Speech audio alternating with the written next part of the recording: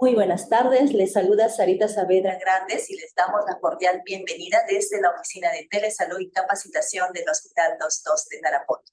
En primer lugar, agradecerles su conectividad e interés en las programaciones de las actividades de educación continua que venimos nosotros realizando cada semana en nuestro establecimiento como parte de nuestra estrategia de mejora.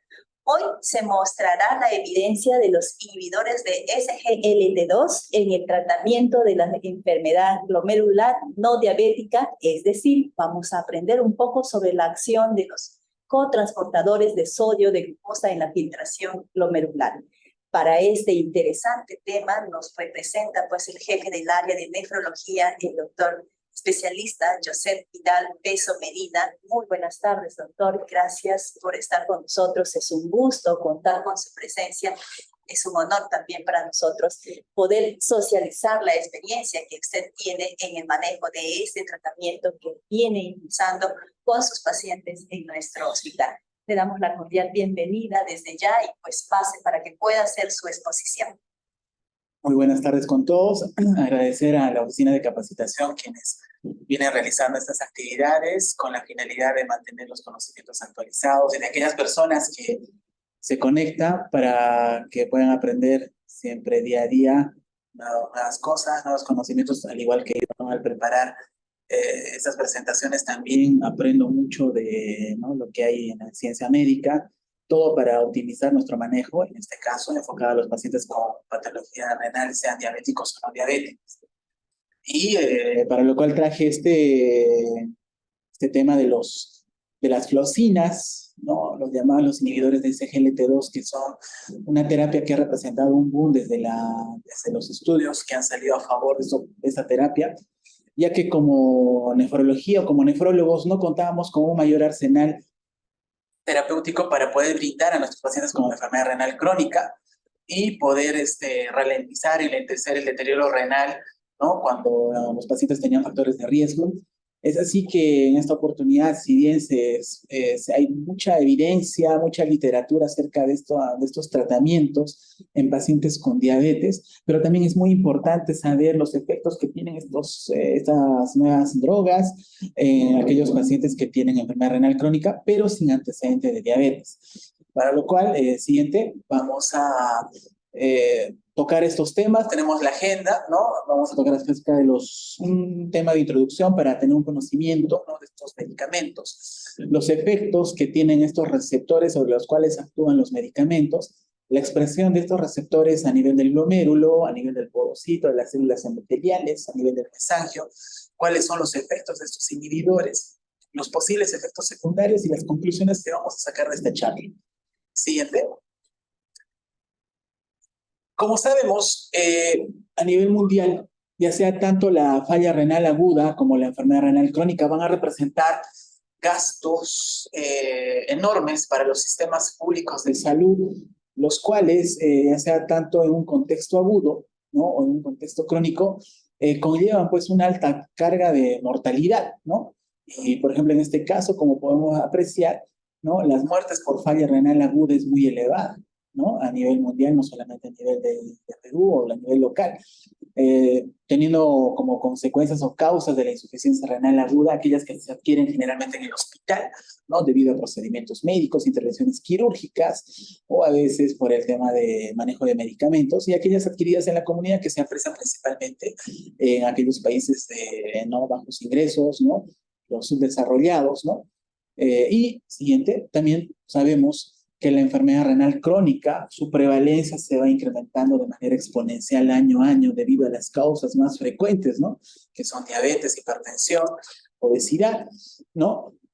Como tenemos en esta revisión de más de 6 millones de pacientes, ¿no?, en quienes se estudia la prevalencia de la enfermedad renal crónica, su prevalencia global representa un 13.4% de toda esta población estudiada, y siendo la mayor parte, ¿no?, con aquellos pacientes que tienen enfermedad renal crónica en grado 3 o grado 5, ¿no?, 10%. Como ustedes pueden apreciar, ¿no?, tenemos la dimensión global de las enfermedades renales en el año 2017, ¿no? A nivel mundial, por ejemplo, las personas que padecen de enfermedad renal crónica comprendidos desde el estadio 1 hasta el estadio 5, son más de 800 millones de personas.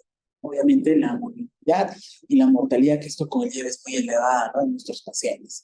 E incluso pacientes que tienen falla renal aguda, como les había comentado en la diapositiva previa, esta es una carga muy alta, ¿no?, que representa al final como el principal factor de riesgo para que los pacientes, ¿no?, puedan terminar con enfermedad renal crónica. Y ustedes, como saben, ya sea en el estadio crónico, en el estadio 5, o aquellos pacientes que hacen falla renal aguda pueden a la larga, ¿no?, requerir de terapias de reemplazo renal, y miren como aproximadamente estamos viendo que son casi 4 millones de personas a nivel mundial. Para esto, o para el manejo tanto, ¿no?, de la parte crónica y en algunos casos en el contexto agudo, se tiene como tratamiento estándar a la fecha, ¿no?, los bloqueadores del sistema renina-angiotensina-aldosterona, ¿no? Vale decir, el uso de los YECAs o de los bloqueadores de receptores de angiotensina. Y eso es lo que tenemos hasta la fecha, eso es lo que tenemos también hasta la fecha acá en nuestro hospital como sistema público de salud. Pero, siguiente, lo que está saliendo actualmente, ¿no?, y ya, bueno, ya viene hace años que se trabaja mucho en los países, ¿no?, Estados Unidos, en Europa y algunos países de Latinoamérica, son aquellos medicamentos que actúan a nivel de los receptores del SGLT, ¿no?, este cotransportador de sodio-glucosa, ¿no?, que se encuentra presente en el túbulo contorneado proximal. El 90%, ¿no?, de estos receptores se encuentran a nivel del segmento S1 del túbulo contorneado proximal, y un 10%, ¿no?, de estos transportadores SGLT tipo 1 se encuentran en los segmentos 2 y 3 del túbulo contorneado proximal. ¿Y de qué se encargan estos transportadores? De reabsorber toda la glucosa que se filtra a nivel del glomero. Obviamente, o sea, un examen de orina normal, no encontramos azúcar en el examen de orina, no encontramos glucosa, porque son estos receptores, ¿no?, los que reabsorben, ¿no?, la glucosa que es filtrada a nivel del glomero. Como ustedes pueden apreciar en una imagen mucho más próxima, esta glucosa entra a partir con este receptor, el SGLT2, por ejemplo, y a nivel vasolateral, la glucosa pasa de la luz, ¿no?, de las nefronas, ¿no?, de donde se forma la orina, hacia la sangre a través de los GLUT2 que están en la membrana vasolateral de las células del túbulo contorneado proximal. Y el sodio, obviamente, también a través de la bomba sodio-potasio, también se reabsorbe. Entonces, los medicamentos, se han estudiado medicamentos que actúan a nivel de estos receptores para ayudar, ¿no?, en el manejo de aquellos pacientes que tienen principalmente diabetes, ¿no? Y estos medicamentos han demostrado que tienen, pues, efectos protectores de riñón, a veces de manera independiente a sus efectos reductores de la glucosa. Siguiente. Se han realizado una serie de estudios. De repente acá tenemos los más importantes. Tenemos el estudio del EMPA-REC, ¿no?, donde se estudió la empaglifosina, ¿no?, que es un antagonista, un inhibidor de estos receptores de SGLT2, ¿no?, a dosis de 10 miligramos o dosis de 25 miligramos, comparando, ¿no?, con aquellos pacientes a quienes se les da placebo, donde a la larga, después de una serie de años de tratamiento, podemos apreciar, pues, que estos medicamentos nos ayudan a disminuir, ¿no?, la progresión de la enfermedad renal crónica. Asimismo, estos medicamentos también se han asociado a menor tasa de muertes por causas cardiovasculares, independientemente de los efectos para el control del azúcar, ¿no? Como podemos apreciar en este cuadro, se encontró que se disminuyó, ¿no?, en un 38% el riesgo, ¿no?, de complicaciones microvasculares y de muertes por causas cardiovasculares, comparando pacientes que recibieron la empaglifosina versus placebo. Siguiente.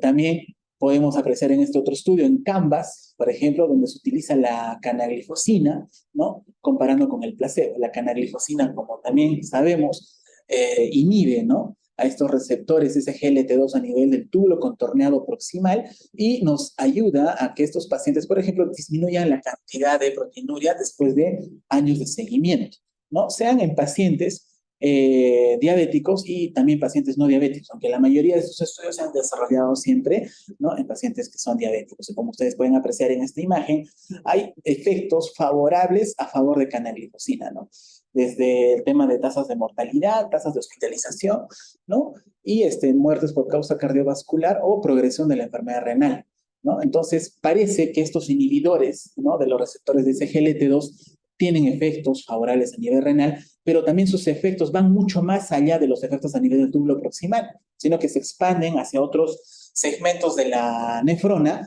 ¿no? Sobre los cuales pues van a tener efectos favorables para evitar que progrese la enfermedad renal. Entonces se considera que estas glifosinas tienen efectos pleiotrópicos. Siguiente. Igual podemos apreciar en el estudio del DAPA CKD, ¿no? Donde también se estudia la dapaglifosina, ¿no? Donde se comprobó pues, que hubo un retardo, ¿no? En la enfermedad renal crónica diabética. Pero también su uso fue evidenciado, ¿no? Reduciendo, ¿no? O retardando la progresión de la enfermedad renal crónica en pacientes que no son diabéticos. Por ende, a la fecha quizás ya los YECAs o los ARAs probablemente ya no sean la terapia estándar que se manejaba hasta hace años, sino de repente ya desde hace unos pocos años y desde ahora, ¿no? La terapia estándar para el manejo de la enfermedad renal crónica van a ser YECAs y estos, y tomando como principal base el uso de las glifosinas o estos inhibidores del SGLT2. Siguiente. Como ustedes saben, las enfermedades glomerulares pueden tener causas inmunológicas y no inmunológicas, ¿no? Y la mayoría de ellas está mediado por el sistema inmunitario. Pero son los inhibidores de SGLT2, pues, los cuales no van a actuar a nivel de las causas del sistema inmunitario, porque ahí no se ha evidenciado. Más bien sí, parece que sus efectos se ven después del daño a nivel del glomérulo, ¿no? Producido por el sistema inmunitario. Los daños, por ejemplo, a nivel del porocito, a nivel de las células endoteliales, a nivel de la célula mesangial, ¿no?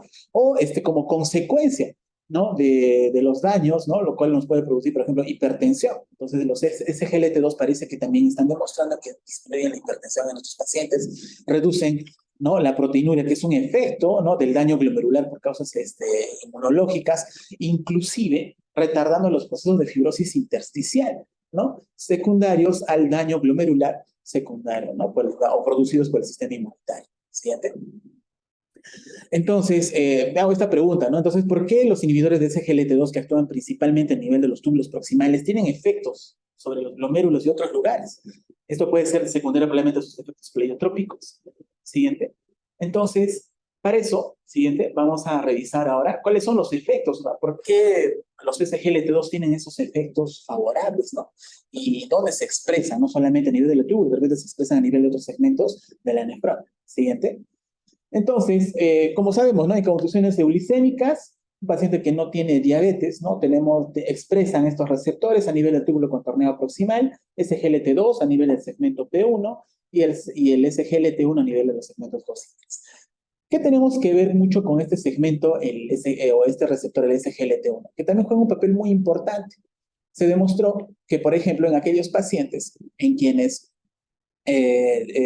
por ejemplo, no tenían este receptor SGLT1, existía o se detectaba una glucosura importante, ¿no? Al dosar esto en el examen de orina, en comparación con aquellos animalitos en quienes sí se expresaba, ¿no? Tanto SGLT2 y SGLT1.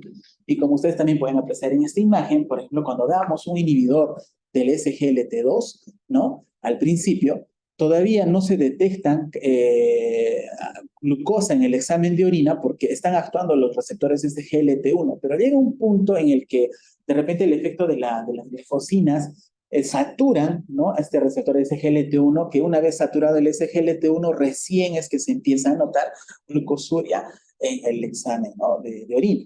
Entonces, la reabsorción de glucosa a nivel del SGLT1 se incrementa en qué casos? Cuando el SGLT2, por ejemplo, puede estar ausente de manera genética, o cuando el SGLT2 va a estar inhibido por estos nuevos medicamentos, las glosinas, o cuando la carga de glucosa filtrada es muy elevada. Eso se puede ver en los pacientes que tienen diabetes. También es muy importante recordar que estos receptores SGLT1 se expresan también en la mucosa del intestino delgado. Siguiente. Entonces, la expresión tubular de los SGLT2 siempre se menciona que es mucho mayor entre los riñones que tienen, ¿no? Como factor de riesgo la diabetes versus aquellos riñones que no tienen diabetes, ¿no? Entonces, pero a veces se han revisado en estudios y estos han sido a veces contradictorios en sus resultados. Vemos en este estudio importante en Neptune donde se compara la expresión de los receptores de SGLT2 en pacientes, por ejemplo, que tienen nefropatía por diabetes, en control versus controles sanos y aquellos pacientes que tienen glomerulonefritis. Y como ustedes pueden apreciar, la expresión, ¿no? La expresión es similar, en estos grupos, ¿no? Tanto en pacientes que tienen, ¿no?, enfermedad renal crónica diabética versus aquellos pacientes controles sanos o los que no tienen diabetes. Inclusive dentro del contexto de la glomerulonefritis, los receptores SGLT2 también tienen la misma expresión. No hay diferencia. Por ejemplo, en nefropatía membranosa, cambios mínimos, focal incrementaria y hemoglobina, por ejemplo, no existe una diferencia en la expresión de los SGLT2, tanto a nivel tubular como a nivel glomerular. Entonces, esto obviamente tenemos que tener eso en cuenta al momento de nosotros de dar tratamiento, ¿no? O sea, podemos dar este tratamiento no necesariamente en pacientes que tienen de repente el antecedente de diabetes. Siguiente.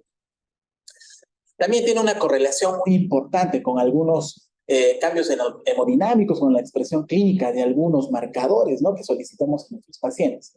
Por ejemplo, si es que la tasa de filtración de nuestros riñones están conservados, tiene una relación directamente proporcional con la expresión de los receptores SGLT2. ¿Qué quiere decir entonces?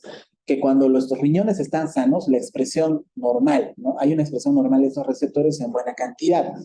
Igual sucede cuando tenemos la hemoglobina glicosilada elevada. Entonces, a mayor hemoglobina glicosilada elevada, ¿no?, o o una diabetes que no está controlada, va a haber también una expresión, ¿no?, similar de estos receptores GLT2 a nivel del túbulo contorneado proximal. Pero lo contrario sucede cuando existe fibrosis intersticial. La fibrosis intersticial, como ustedes saben, es un marcador patológico de mal pronóstico en los pacientes que tienen enfermedad renal crónica. Entonces, ¿qué quiere decir? Que cuando hay mayor presencia de fibrosis intersticial, los receptores de SGLT2 se expresan en menor cantidad, ¿no? Entonces, a mayor progresión de la enfermedad renal crónica, probablemente haya una menor expresión de los receptores SGLT2 a nivel de los tubos, ¿no? Y probablemente también a nivel de otros segmentos de la nefrona. Siguiente. Entonces, ¿cuáles son los efectos de estos fármacos a nivel de estos receptores? Como ustedes saben, ¿no?, la presión arterial elevada se va a transmitir a través de la arteriola aferente, ¿no?, hacia el ovillo glomerular, lo cual va a generarnos hipertensión glomerular. Eso a la larga nos va a generar hiperfiltración glomerular, glomerulosclerosis, que es la fibrosis, ¿no?, del glomérulo y del túbulo intersticio, y eso a la larga nos lleva a una disminución de la tasa de filtración glomerular. Obviamente que para todos estos efectos también hay una serie de factores, ¿no?, que son de riesgo, de ellos la diabetes principalmente. Siguiente. Entonces, cuando ocurre eso, nuestros riñones entran en un estado de hiperfiltración, o sea, se utilizan o sea, todas las nefronas empiezan a trabajar a su máximo, para que lo puedan entender. ¿Para qué? Para poder filtrar toda esa carga en exceso, puede ser de sal, exceso de glucosa o el exceso hasta de proteínas. Entonces los riñones van a hiperfiltrar para tratar de mantener la normalidad en nuestros pacientes. Pero una vez que se llegue, por ejemplo, a un tope, o a medida que estas nefronas se van perdiendo por la hipertensión, se van perdiendo por diabetes o por otros factores, ¿no?, asociados, y una vez que se pierde el 50% de nuestra masa renal, es que esta hiperfiltración se va perdiendo y la función renal disminuye recién, ¿no?, como ustedes están apreciando. ¿Qué quiere decir? Entonces, que nuestros riñones, a pesar de que está de repente con una proteinuria elevada, una diabetes mal controlada, una hipertensión no controlada, pueden estar funcionando con normalidad, ¿no?, hasta un 50%. Y una vez que llegamos a ese tope, después de haber perdido incluso nuestra reserva funcional renal, es que recién la tasa de filtración disminuye, la función renal disminuye, empeorando, por ejemplo, en este caso la albuminuria, llevándonos pues hacia la enfermedad renal crónica, ¿no?, donde se pierde prácticamente el total, ¿no?, de nuestra masa de las nefronas. Siguiente. En esta imagen también, por ejemplo, se habla de la reserva funcional renal, que es aquella, por ejemplo, que se va a utilizar cuando se pierde, ¿no? Cuando uno tiene una glomerulopatía o una nefropatía, se van perdiendo nefronas por la orina, ¿no? Entonces, las nefronas remanentes que se quedan en el riñón van a trabajar por encima, ¿no?, de lo que su función renal normal, ¿no?, tenían, ¿no? Entonces, esto es la reserva renal funcional. Entonces, estas nefronas que se quedaron, que no se perdieron, ¿no?, a través de la orina, van a trabajar hasta que se pierde el 50% de la masa, ¿sí? Y una vez que se pierde ese 50% de la masa, es que nuestros riñones, ¿no?, empiezan a presentar aumento de creatinina, disminución de la tasa de filtración. Entonces, nuestro objetivo es reducir la carga del trabajo glomerular a través de la disminución de la presión glomerular, ¿no? ¿Y esto cómo podemos hacerlo? Con una dieta baja en proteínas, utilizando, ¿no?, los inhibidores del sistema renina-angiotensina, Y justo para eso también aparecen los ISGLT2, para ayudar a mantener esta reserva funcional renal que nos permita retardar el deterioro de la función renal. Ustedes pueden ver acá un riñón normal, tenemos un feedback normal, ¿no? Se filtra, ¿no? La carga de sodio, de glucosa, estas se van a reabsorber y obviamente, pues, ¿no? Llega hacia el túbulo contorneado proximal y es un feedback normal, ¿no? Entonces la arteriola aferente y la arteriola deferente están del mismo calibre, no hay una vasodilatación, no hay vasoconstricción y así es como funcionan nuestras nefronas, así es como funcionan nuestros riñones.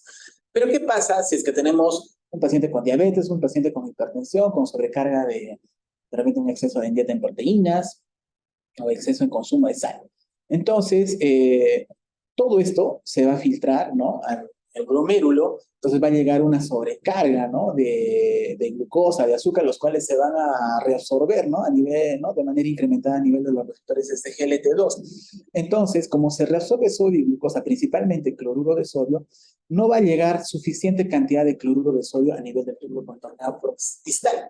Entonces, eso activa, ¿no? Las células de la mácula densa que están, ¿no? Junto ahí el aparato extramedular, los cuales van a favorecer ¿qué? Que la arteriola aferente se dilate. Entonces, esto incrementará, pues, ¿no? La tasa de filtración. Y esto, pues, no es normal porque se incrementa la presión intraglomerular y esto es lo que se aprecia, pues, en los estadios tempranos, por ejemplo, de la nefropatía por diabetes. ¿Qué hacen estos inhibidores de SGLT2? Cuando existe una sobrecarga de glucosa y sal, por ejemplo, que se filtran a nivel del túbulo contorneado proximal, ¿no? Tras el glomérulo, entonces los inhibidores lo que hacen es inhiben estos receptores, entonces tanto la carga de sodio como de azúcar llegan en gran cantidad hacia el túbulo contorneado distal y esto hace pues que nuestra arteriola aferente que estaba dilatado se haga un proceso de vasoconstricción. Entonces se contrae la arteriola aferente y esto normaliza, ¿no? La tasa de filtración glomerular, ¿no? Normaliza la tasa de filtración y por ende pues, disminuye, ¿no? Los síntomas de hipertensión glomerular. Entonces disminuye la hiperfiltración, ¿no? A través de este feedback, ¿no? Túbulo glomerular. Siguiente.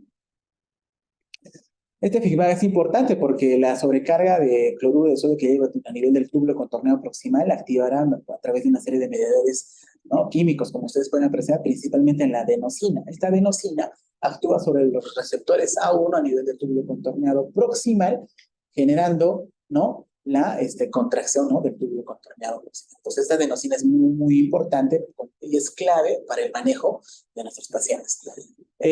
También se menciona que que el exceso de azúcar y de sal también pueden actuar a nivel, ¿no? De los receptores, ¿no? De sodio, ¿no? Hidrógeno, ¿no? Siguiente, los cuales no se conoce exclusivamente el mecanismo sobre el cual cómo pueden actuar, pero la empaglifosina también actúa sobre estos canales. Hasta ahora no se sabe exactamente cómo es el mecanismo, ¿no? Fisiopatológico, cómo actúan, y esto también favorecería la inhibición de este canal. Por la empaglifosina favorecería pues que se elimine también grandes cantidades de sodio y de glucosa por la orina, entonces mejorando la presión arterial en nuestros pacientes y controlando la glucosa en nuestros pacientes con diabetes. Siguiente. Nuevamente como repaso, nosotros tenemos la presión normal en una persona sin enfermedades, una persona sana. Si es que tiene una diabetes tipo 1, como ustedes pueden apreciar, se produce una vasodilatación significativa de la arteriola aferente con una de la deferente. Y si damos tratamiento, ¿no? Con SGLT2, se normaliza esta vasodilatación y por ende disminuye pues, ¿no? Esta alta presión intraglomerular. Por ende no se va a filtrar mucha carga de sodio ni de glucosa. Y lo mismo pasa en la diabetes tipo 2. ¿Qué pasa en la diabetes tipo 2? Lo que pasa es una vasodilatación de la arteriola aferente y una vasoconstricción de la arteriola eferente. Entonces, lo que hacemos al dar los inhibidores de SGLT2 es que se produce una vasodilatación, se inhibe esa vasoconstricción de la arteriola eferente para normalizar la presión intraglomerular y por ende, pues evitar toda esa cascada de eventos que se producen cuando la hipertensión glomerular está elevada. Siguiente. Entonces, esta reducción que hemos visto a nivel de la presión intraglomerular por estos inhibidores del SGLT2 también se puede elaborar en enfermedades renal crónicas no diabéticas. Hay evidencia, ¿no? Por ejemplo, en este caso se estudiaron en 53 modelos de ratitas, ¿no? Se hizo una simulación, se hizo una nefrectomía parcial versus una cirugía simulada, ¿no? y se les dio un tratamiento placebo versus dapaglifosina, como ustedes pueden apreciar, a dosis de 0,5 miligramos. ¿Qué es lo que pasó? En aquellas ratitas a quienes se les hizo la nefrectomía, no se pudo controlar, ¿no?, con dapaglifosina el tema de la presión. Al contrario, estas ratitas, al ser nefrectomizadas, tras un seguimiento de 12 semanas, se hicieron hipertensas y también se hicieron proteinúricas, ¿no? Y a pesar de que dábamos dapaglifosina, no había una respuesta favorable, ¿no?, versus aquellas ratitas que tenían una cirugía similar. O sea, no se les hizo nada en los riñones, pero dándoles la dapaglifosina, por ejemplo, se reduce la cantidad de proteinuria. Y esto, tanto que las ratitas se hicieron hipertensas y se hicieron proteinúricas después de la nefrectomía, ¿no?, se tradujo pues en mortalidad, que a pesar de dar la dapaglifosina, a pesar de dar inhibidores de SGLT2, no se obtuvo una respuesta favorable, dado pues que estas ratitas hipertensas y proteinúricas, su tasa de mortalidad se incrementó de manera significativa, ¿no?, 12 semanas después, por ejemplo, de una cirugía, ¿no? Pero lo que sí se evidenció fue de que la tasa de filtración glomerular sí disminuyó de manera significativa, ¿no?, en las ratitas que han sido nefrectomizadas, ¿no?, en comparación con aquellas ratitas en quienes se hizo una cirugía simulada, ¿no? Entonces sí bajó la tasa de filtración glomerular. Esta disminución de la tasa de filtración glomerular obviamente a veces pues no trae efectos favorables, ¿no?, para el manejo pero si esto lo extrapolamos a nuestros pacientes, no nos favorecería, ¿no? Siguiente.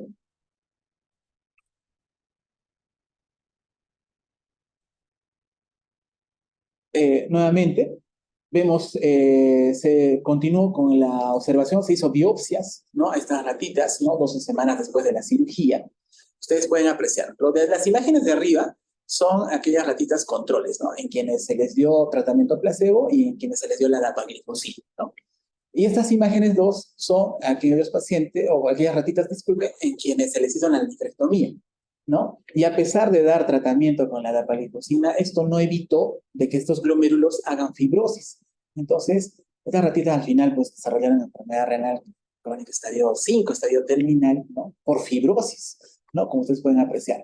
Entonces, en aquellas ratitas en quienes se les hizo la nefrectomía, a pesar de dar dapaglifosina, no se evitó que esos glomérulos presenten mayor grado de glomerulosclerosis. Siguiente. Y lo mismo también sucede a nivel del túbulo intersticio. Por ejemplo, vemos en estas ratitas igualmente, ¿no? Estos son los túbulos, ¿no? No hay a nivel del intersticio, no se ve una infiltración.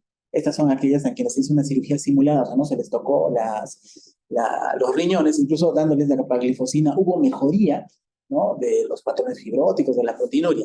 Pero como ustedes pueden apreciar en esta imagen acá abajo, son imágenes de los túbulos intersticios, y todo lo que ustedes ven en color azul-violeta, ¿no?, morado, eso es fibrosis, eso es cicatriz, ¿no? Y eso es lo que se encontró en aquellas ratitas en quienes se hizo nefrectomía.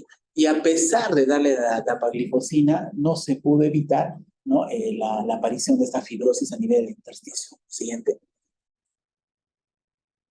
Ese estudio en ratitas también se pretendió hacer en humanos y se hizo, ¿no? Y tenemos el estudio de Diamond, ¿no?, que se hizo un estudio grande a nivel de 6 hospitales con 58 pacientes, ¿no?, en las edades comprendidas entre 18 y 75 años, todos ellos con enfermedad renal crónica sin diabetes, ¿no?, pero en tratamiento con IECAS. Se les dio dapaglifosina, un inhibidor, ¿no?, del SGLT2 a 10 miligramos una vez por día. No se apreció, en comparación con el placebo, disminución en la tasa de proteinuria. Prácticamente la proteinuria, dando placebo o dapaglifosina, era lo mismo. Siguiente, ¿no? Lo mismo también pero sí, hubo una diferencia significativa en lo que es la tasa de filtración glomerular. Como se puede apreciar, aquellos pacientes en quienes recibieron la dapaglifosina, sí se observó que hubo una disminución significativa de la tasa de filtración glomerular. También, en comparación, ¿no?, con la presión arterial no hubo una diferencia significativa. Siguiente. En cuanto al peso, sí se observó que nos bajó de peso aquellos que recibieron la dapaglifosina versus aquellos que estaban recibiendo placebo. Y en cuanto a lo que es la hemoglobina glicosilada, no hubo una diferencia significativa. Entonces, siguiente, todos estos cambios que se están observando en este estudio de Diamond, parece pues que los ISGLT2 ejercen cambios hemodinámicos funcionales, ¿no?, en aquellos pacientes que no tienen diabetes. ya que en aquellos pacientes con RC que no tienen diabetes, no se mejoró proteinuria, no mejoró la presión arterial, ¿sí? Pero sí nos bajó la tasa de filtración glomerular. Entonces, parece que su efecto viene, ¿no? Tiene relación con algo hemodinámico y algo funcional que al suspender se puede recuperar. Un efecto, ¿no? A nivel de la presión arterial sistémica, como les había comentado, la presión arterial sistémica, ¿no? Se traduce a nivel de la arteriola aferente y esta llega a nivel del ovillo intraglomerular, a nivel de los vasos glomerulares, ¿no? Lo cual nos va a producir, pues, la hiperfiltración, la glomerulosclerosis, la progresión de enfermedad renal crónica. En este estudio se estudiaron casi más de 22,000 pacientes, todos ellos con diabetes, ojo, diabetes. En ellos sí se demostró, pues, que hubo una reducción significativa al dar cualquier inhibidor de la SGLT2. Por ejemplo, nos redujo la presión arterial sistémica en 2,5 milímetros de mercurio y la presión arterial diastólica en 1,5. ¿Siguiente? Pero esto también un poquito que se contradice con otros, pero esto realmente se da pues en estudios en animalitos, ¿no? Donde podemos apreciar que otro inhibidor, la glucoglifosina, por ejemplo, no produjo disminución de la presión arterial sistémica, tanto la sistólica como la diastólica. Pero cuando lo combinaron con un IECA, en este caso con el lisinopril, ¿no? Sí se observó que hubo una marcada, ¿no? Disminución tanto de la presión arterial sistólica como de la presión arterial diastólica. Incluso acá en los estudios de imagen, la histología, podemos apreciar que cuando combinamos la glifosina con el lisinopril, los cambios mejoran, se optimizan a nivel del glomérulo como a nivel del túbulo intersticio. Siguiente. ¿Qué factores contribuyen a la disminución de la presión arterial, ¿no? En estos pacientes en quienes utilizamos, ¿no? Los inhibidores de SGLT2? Por ejemplo, puede ser la disminución de peso, que sí está bien importante. Se comparó, por ejemplo, acá la dapaglifosina versus la hidroclorotiazida y pacientes con placebo. Entonces, sí se observa una diferencia, ¿no? Una disminución del peso y también se disminuye la cantidad del volumen plasmático. Entonces, estos dos factores podrían contribuir a la disminución de la presión arterial en los pacientes que consumen SGLT2. A nivel de la eritropoyetina también se puede apreciar que los inhibidores de SGLT2 estimulan la producción de eritropoyetina, lo cual se puede traducir en mejoras en los niveles de hemoglobina, como podemos apreciar, ¿no? Se mejoró los niveles de hemoglobina en estos pacientes y vemos, pues, ¿no? Que hubo una cambio en la masa eritrocitaria a favor de la dapaglifosina. Entonces, dapaglifosina o estos SGLT2 podrían optimizar el manejo de anemia en estos pacientes con enfermedad renal crónica, sean diabéticos o no sean diabéticos. Como ustedes pueden apreciar, o se sabe desde la fisiopatología, los pacientes con diabetes tipo 2, hipertensión, tienen pues hiperactividad del sistema nervioso simpático. Esta hiperactividad del sistema nervioso simpático se traduce pues al final en arritmias cardíacas, en falla cardíaca, en taquicardia, ¿no? ¿No? Y con incremento de la presión arterial. ¿Qué es lo que demostraron los ISGLT2? Disminuir también la actividad del sistema nervioso simpático, disminuir la presión, pero la frecuencia cardíaca se mantiene. O sea, no es que la disminución del sistema nervioso simpático pudiera ocasionar taquicardia, sino que, al contrario, ¿no? Disminuye la presión arterial sin originarnos taquicardia, ¿no? Siguiente. En esta imagen nuevamente podemos apreciar, ¿no? En los riñones damos los ISGLT2 y esta disminuiría la actividad del sistema nervioso simpático, por ende disminuiría todo lo que es hipertensión y falla cardíaca, tanto sistólica como diastólica en nuestros pacientes. A nivel de las células endoteliales, podemos dividir en dos grupos la expresión de SGLT2 en aquellos pacientes que estaban con glicemias normales, no hay una expresión marcada del SGLT2 en relación a una diapositiva previa, ¿no? Los SGLT1, perdón, y los SGLT2 sí también están expresados, ¿no? Ya sean en pacientes controles, en quienes damos empaglifosina, ¿no? Pero no hay una diferencia, ¿no? En aquellos que no son diabéticos. Pero en cambio, en aquellos pacientes que sí son diabéticos, ¿no? Vemos que la expresión de SGLT2 está incrementada. Pero al dar, ¿no? Por ejemplo, un inhibidor SGLT2 bueno, se disminuye, ¿no? La expresión. Por ende, pues van a disminuir los efectos ¿no? Que son efectos secundarios de una glicemia elevada. Asimismo, en aquellos pacientes que tienen diabetes, aquellos pacientes que tienen niveles elevados de glucosa, la expresión de la sintetasa del óxido nítrico también está disminuida, pero cuando damos una empaglifosina, por ejemplo, la expresión de esta óxido nítrico sintetasa se incrementa, por lo tanto, pues se disminuirían los efectos de la vasoconstricción y de la rigidez arterial a favor de la salud del paciente. Igual con estas moléculas de adhesión a nivel de las células ¿no? Endoteliales también están muy expresadas, sobreexpresadas en los pacientes que tienen excesos de azúcar en la sangre, pero que dando empaglifosina, por ejemplo, se disminuye. Entonces, la expresión basal de los SGLT2 a nivel de las células endoteliales normales puede ser pequeña, como en este caso, ¿no? O como en este otro caso, en los controles, pero se incrementa cuando los pacientes están, ¿no?, con hiperglicemias, con diabetes descompensadas o cuando hay procesos inflamatorios, sobre los cuales van a tener efectos beneficiosos utilizar los ISGLT2. A nivel de las células mesangiales también se puede apreciar, ¿no?, cómo se expresan los SGLT2. Se utilizaron como controles las células proximales, ¿no?, del túbulo proximal, quienes son las que expresan, ¿no?, las SGLT2. Como ustedes pueden apreciar, en las células mesangiales de repente no hay mucha sobreexpresión, pero cuando estas células mesangiales van a estar expuestas a medios, a medios que son ricos en glucosa, como en el caso de diabetes, la SGLT2, ¿no?, se sobreexpresa. Entonces, ahí tendría beneficio en aquellos pacientes en quienes damos, ¿no?, la canaglifosina.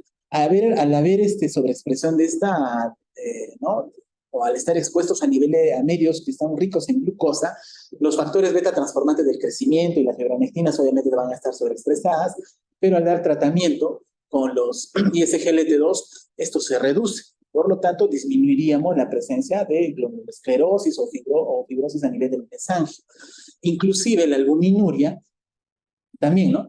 Estos son los controles, ¿no?, con niveles elevados de azúcar en quienes están sobreexpresados, ¿no?, los SGLT2, pero al dar el ISGLT2 vemos que los niveles de albuminuria disminuyen a favor, ¿no?, de los riñones. Entonces, en este control, en este estudio de animalitos en quienes se les dio o sobreexpresaban el SGLT2 a nivel del mesangio y que eran diabéticas, ¿no?, al dar la dapaglifosina podemos apreciar en la imagen que con la en este caso con la canaglifosina, hubo una disminución, ¿no?,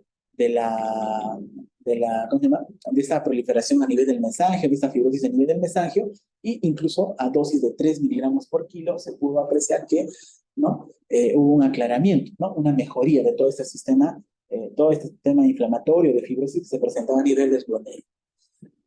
A nivel de los podocitos, también se expresa SGLT2 a nivel de los podocitos. Tenemos las ratitas control, y aquellas donde esas son pacientes con ratitas con enfermedad renal crónica, pero no diabéticas, donde hay cambios a nivel del glomérulo, hay fibrosis, hay dilatación de las arteriolas, ¿no? Incluso a nivel de ¿no?, hay una adhesión del glomérulo, ¿no?, hacia toda la cápsula, ¿no?, que rodea este glomérulo. Pero a nosotros dar pero en este caso la dapaglifosina, se pudo reducir, ¿no?, los efectos inflamatorios, ¿no? Por ende, el daño glomerular se vio de manera significativa, ¿no?, protegida al dar estos ISGLT2 en ratitas, en modelos de animalitos sin diabetes. Como en esta imagen de microfotografía también vemos que los pedicelos, ¿no?, están fusionados, hay una desfacelación de los podocitos, ¿no? Pero cuando damos la dapaglifosina, cuando sobreexpresan, ¿no?, los SGLT2, podemos apreciar que los podocitos recuperan su ultraestructura, ¿no? Incluso estos podocitos sobreexpresan SGLT2 cuando están expuestos a altas cargas de albúmina. Entonces, esto, por ejemplo, se puede apreciar en aquellos pacientes que tienen nefropatía membranosa. Entonces, en nefropatía membranosa parece que también los efectos de SGLT2 serían favorables, pues favoreciendo, ¿no?, la reestructuración de los podocitos. Sabemos que la fibrosis es la manifestación patológica más común en la etapa final de la enfermedad renal crónica, ¿no? Esto es un predictor de deterioro funcional. ¿Y cuáles son las células o los marcadores clínicos claves o histopatológicos claves de que exista fibrosis? De la infiltración, pues, ¿no?, de células inflamatorias a nivel del intersticio, la presencia de fibroblastos, los cuales se convierten en liberando estas citoquinas, se van a convertir en miofibroblastos, y estos a la larga van a sintetizar mayor carga, ¿no?, de matriz celular, ¿no?, extracelular, ¿no? Y va a haber una atrofia también de las células, y las células de su estado, ¿no?, del epitelio van a cambiar a células mesenquimales. Entonces, todo eso produce fibrosis, todo eso va a producir daño renal. ¿Qué han hecho los ISGLT2? Los ISGLT2 disminuyen aquellos marcadores inflamatorios que generan fibrosis, disminuye los receptores, ¿no? Del factor de necrosis tumoral, disminuye la cantidad de interleuquina 6, de las metalloproteinasas, ¿no? Y de la fibronectina 1. Entonces, por esos 4 motivos, ¿no? Inclusive, dando a mayores dosis, se puede reducir la cantidad de fibrosis tubulointersticial a nivel de los riñones. Todo eso a favor de los ISGLT2. Entonces, ahí han sido una serie de estudios. Tenemos el Diamond, el CAPACKD, que van a estar a favor, ¿no? Del uso de los ISGLT2, tanto para pacientes que son diabéticos como en pacientes que no son diabéticos, ¿no?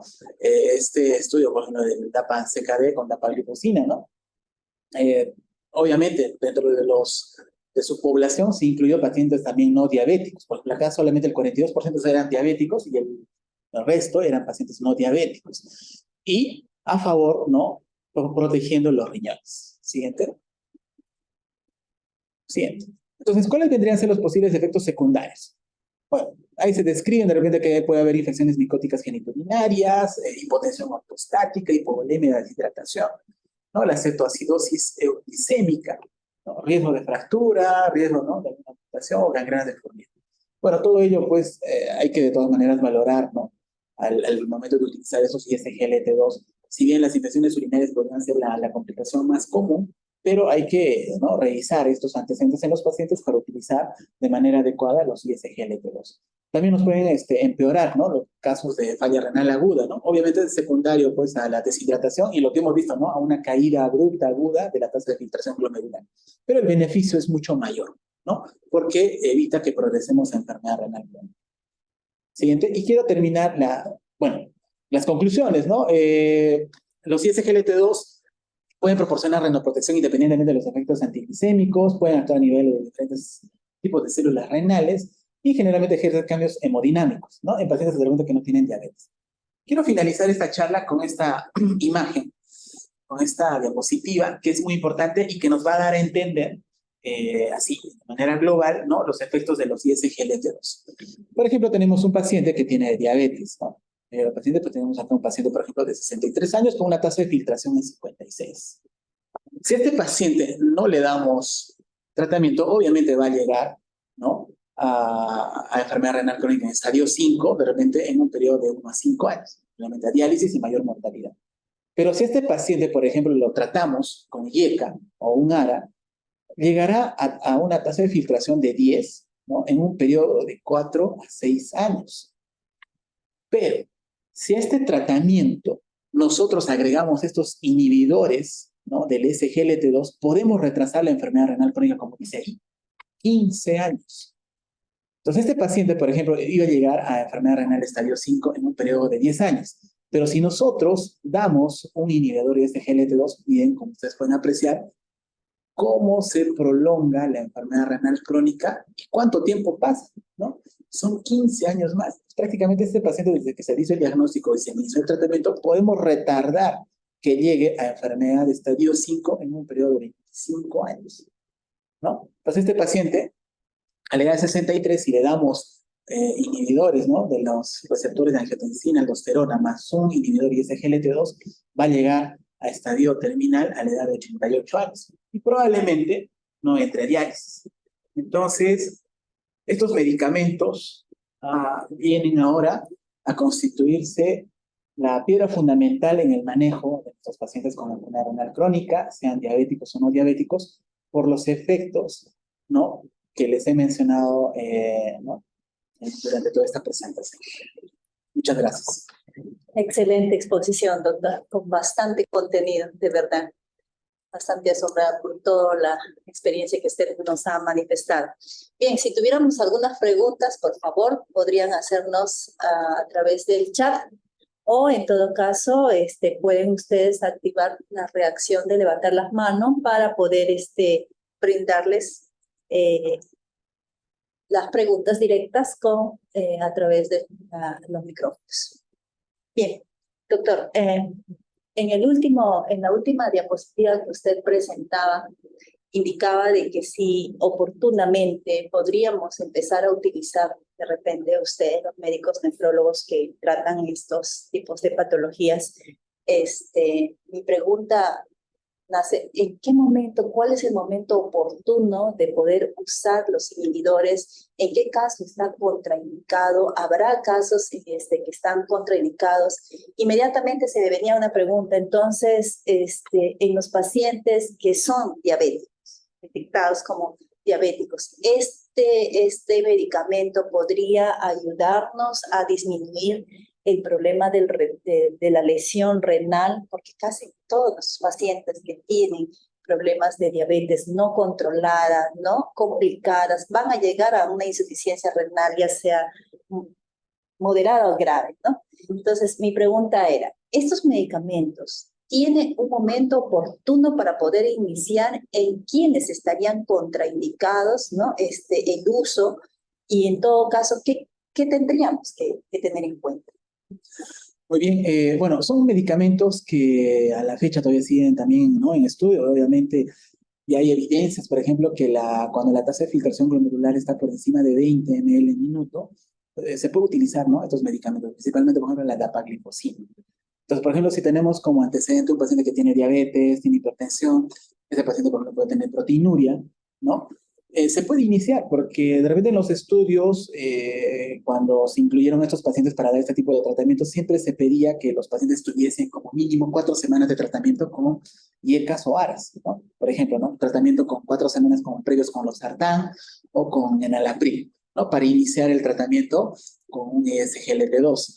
Pero no es necesario ahora eso, se puede iniciar el SGLT2 ya desde el principio, porque los efectos son favorecedores, ¿no? Hemos revisado ahí en esos estudios que hacen en modelos de ratas, incluso en pacientes, que la disminución de todo lo que es el tema de fibrosis, que es el marcador pronóstico, que empeora, ¿no?, la progresión de la opinión, mejora de manera significativa, ¿no? Pueden haber algunos cambios, ¿no?, en la tasa de filtración glomerular, de repente cae la depuración de creatinina, pero eso se observa al principio cuando uno da este tipo de medicamentos.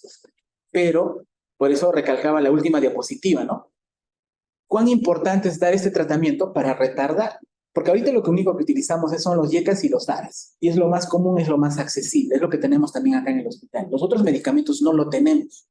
Esos, los pacientes a quienes tienen la capacidad de poder comprarlo van a tener, ¿no?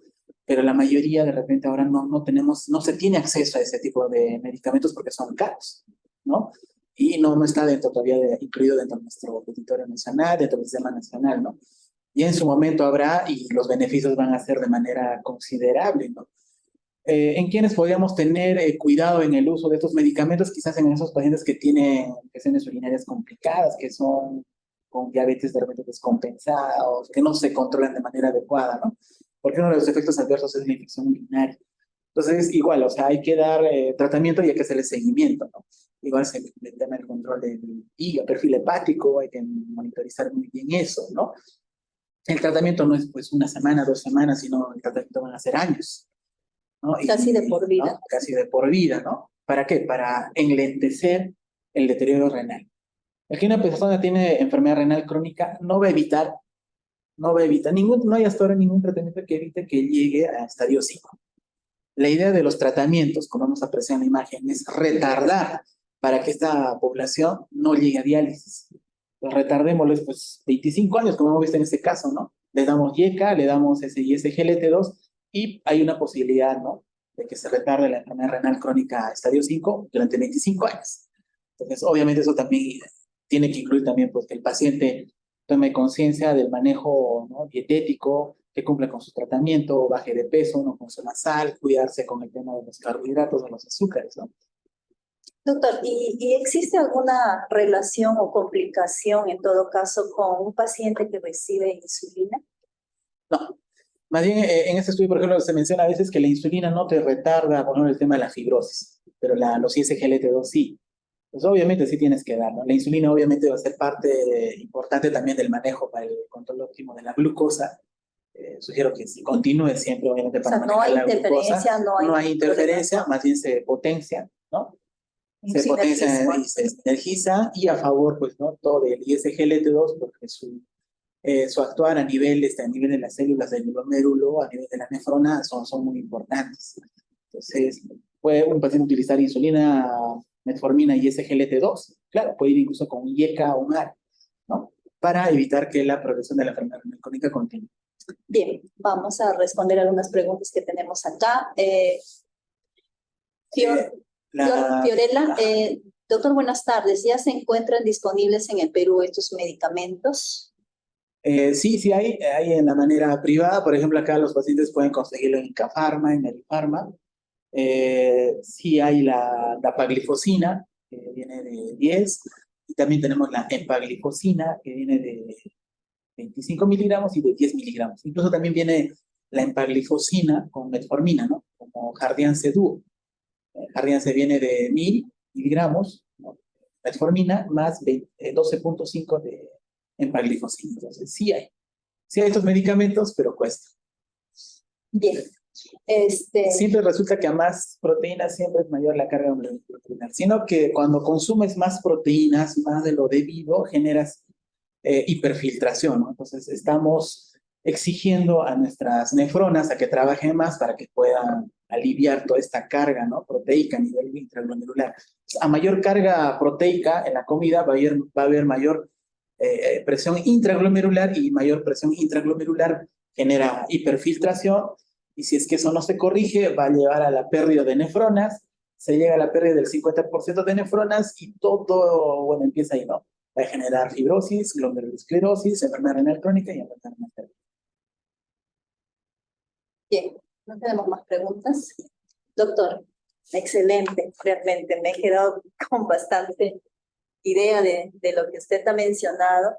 Es más, considero como que creo que nuevamente tendríamos que explicar un poco más algunos aspectos con tanta fisiología que nos ha hablado sobre el mecanismo de acción de este medicamento tan relevante para el manejo del paciente, ¿no? Una gran esperanza y quizás también motivo para hacer investigaciones, ¿no? En referente a la utilización, a los beneficios, a los efectos que puede generar el uso de los inhibidores SGLT2, ¿no?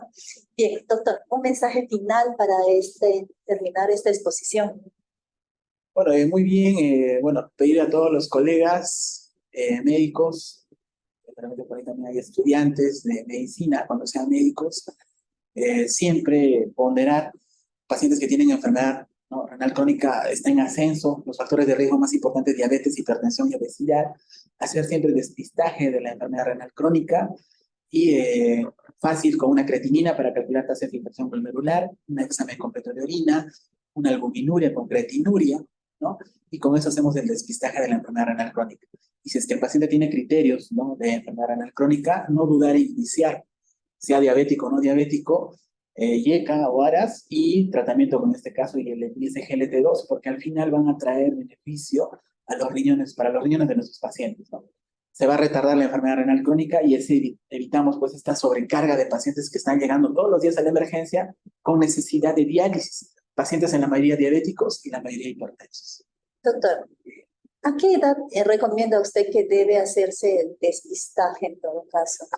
Bueno, dependiendo, ¿no? Los 50 años sería lo ideal, pero si hay factores de riesgo ya, pues no sé, mucho más antes. Familias que tienen papás con diabetes, hipertensión, sería ideal, ¿no? O si tenemos, por ejemplo, obesidad, sin necesariamente ser diabéticos o hipertensos, también es importante hacerse un despistaje de enfermedad renal.